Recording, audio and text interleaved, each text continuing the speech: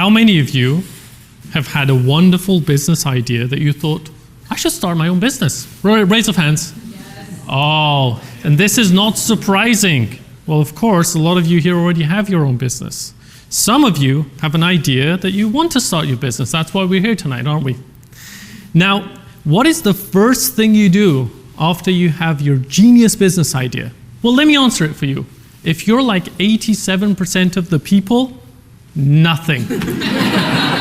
Absolutely nothing. Until you see the business happening, look, oh, I thought of that. Ladies and gentlemen, my name is Hasan Javaran, and I'm the Managing Director of Wealth Theory based here in Vancouver. We help companies expand, increase their business, we help them enter new markets, and we also help startups bring their business to life. Tonight, I'm going to give you 3 tips based on our experience that would help you on your business journey.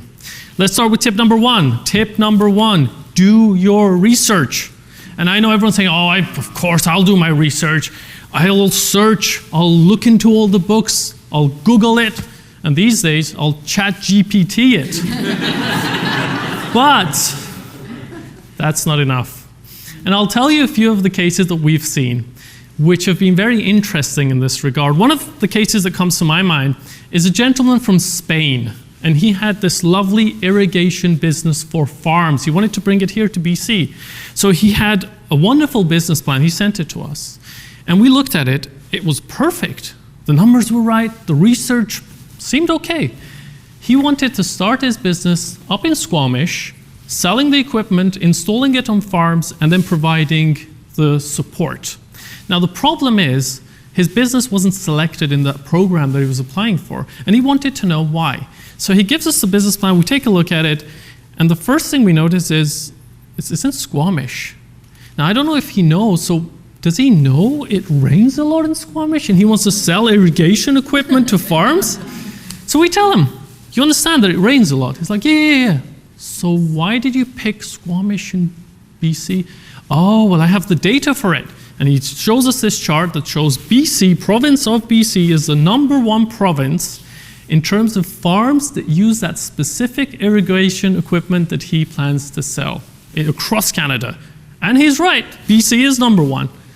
But there's always a fine print.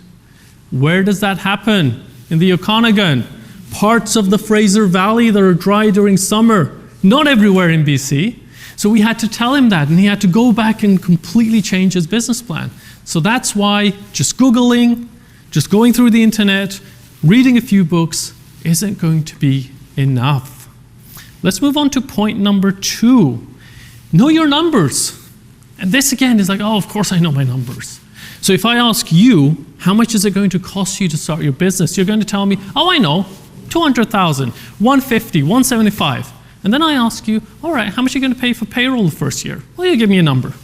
How much would you have to pay in taxes, roughly? Do you know how much it's going to cost you to acquire a customer? Do you know how much you have to pay for your location? Do you know how much you have to pay in licensing fees and software? Then you see the then you see that. And that is knowing your numbers. You need to know it exact. You need to know those little things. One of the cases that we ran into, some of our clients are not from Canada and they want to bring their products and businesses here. Back in their country, systems and the economy is different. So we had a client, we're discussing an issue in their business, and his business has a lot of seasonality.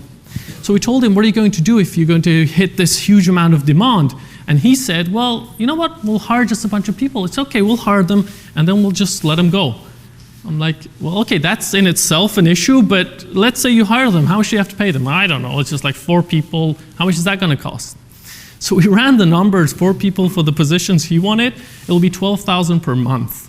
We're like, you willing to pay that? Like, wait, what? In my country, that's not the price we pay. That's not an issue. I'm like, yeah, but here, labor is expensive, right? And you need to know your numbers. So that's part of what we help businesses achieve. I'm giving extreme examples here, but it's to drive a point home. In any industry that you are, or in any economy, once you want to move to a different industry, situation is different. So you need to talk to people who understand it. let's move to point number 3, and this is by far my biggest point, and we've ran into this a lot of times. Know your audience. Who are you writing the business plan for?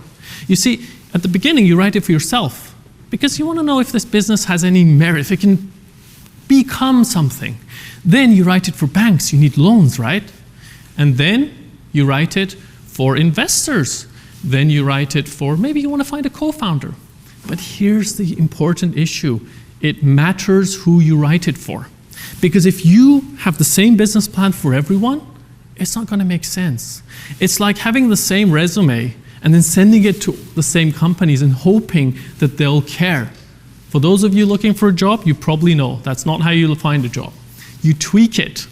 So we had another interesting case of a gentleman who wanted to do a business. This is in Castlegar, east of the province, close to Alberta, small, lovely community of 8,000.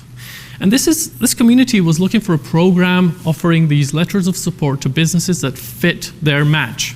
So he comes up with a lovely business plan. Unfortunately, he wasn't selected, so he brings it to us. What was wrong with this? We look at it. Again, numbers are good. Details are fine. But then we look at the business plan. He's written, yes, we're going to make a lot of money and we're going to crush the competition. We're going to make sure all of those businesses are out of business. And I'm looking at him. You understand that's a small community, right? You understand the officer who's checking this is in that community, has a family, probably knows some of these businesses you're going to crush. Right? So that's one of the main points that we have seen. If you're writing a business plan, whether it's for a bank, whether it's for investors, or more importantly, whether for government bodies, could be the IRCC, ESDC, could be for regional economic development officers. You need to make sure who you're writing it for and highlight those points that matter to them. Now, what I want to leave you with tonight, I hope that these 3 tips have given you a different perspective from what you normally see on preparing and writing your business plans. And I hope that the next time you get that spark, that idea, that feeling that I can do something different, you go ahead with it. Because maybe the next time that idea is what changes the world.